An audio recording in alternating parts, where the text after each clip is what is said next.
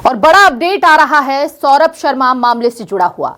तीनों जांच एजेंसियों के हाथ अभी भी खाली है। जब्त कैश और सोने के नहीं मिले सुराग।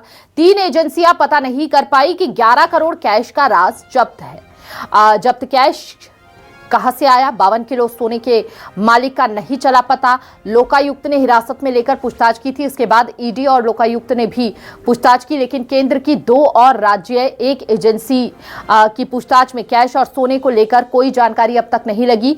3 महीने बाद भी 11 करोड़ कैश और 52 किलो सोने का मालिक कौन है, यह स्पष्ट नहीं हो पाया है।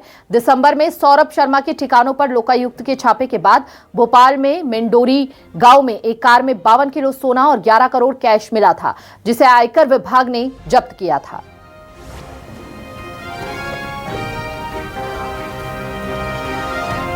और सहयोगी शब्बीर हमारे साथ जुड़ चुके हैं। सीधा रुख शब्बीर का करेंगे। शब्बीर, जैसे ही जांच शुरू की गई कई बड़े सबूत सामने आने लगे, लेकिन अब पूछताछ में तीनों एजेंसियों के ही हाथ खाली नजर आ रहे हैं।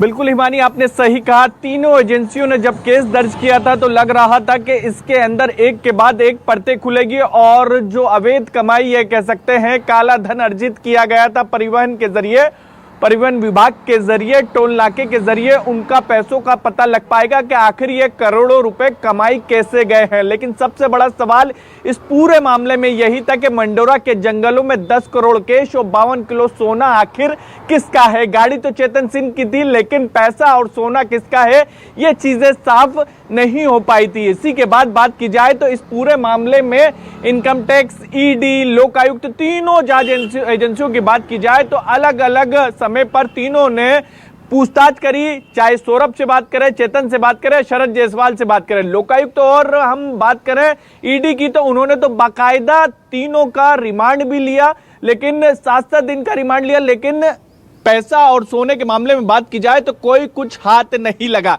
इनकम टैक्स की बात की जाए, इनकम टैक्स इस पूरे मामले में जो कार्रवाई की गई थी मंडोरा के जंगलों में, वो इनकम टैक्स की तरफ से ही हिमानी की गई थी। 52 किलो सोना और 10 करोड़ कैश के मामले में उसने भी जेल जाकर करीब लगातार 6 दिन तक के पूछताछ करी तीनों से, लेकिन उसके हाथ में भी कुछ नहीं लगा। अब जो हमारे पास जानकारी निकलकर सामने आ रही है कि अब इसको सरकारी खजाने में इस पैसों को जमा करवाने की तैयारी की जा रही है और सोने को भी, या इनकम टैक्स इसको लेकर अब पूरी तैयारियों में जुट गया, क्योंकि इनकम टैक्स की तरफ से ही ये प्रोसेस की जाएगी, क्योंकि इनकम टैक्स ने ही मंडोरा के जंगलों में कार्रवाई कर दी। एक चीज ये।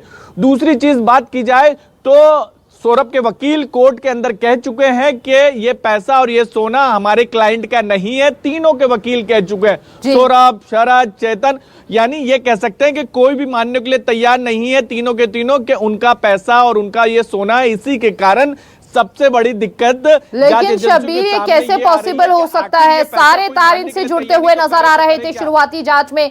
अब पूरी प्लानिंग के साथ जिस तरह से वकील ये बात रख रहा है, ऐसे में इन तमाम पहलुओं पर भरोसा करना बड़ा ही मुश्किल हो जाता है। शब्बीर, बहुत बहुत शुक्रिया आपका तमाम जानकारी साझा करने के लिए।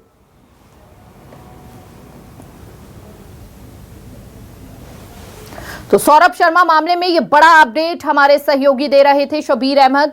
तीनों जांच एजेंसियों के हाथ अभी भी खाली है। जब्त कैश और सोने का नहीं चल सका है पता। 3 एजेंसियां पता नहीं कर पाई 11 करोड़ कैश का राज आखिर क्या है।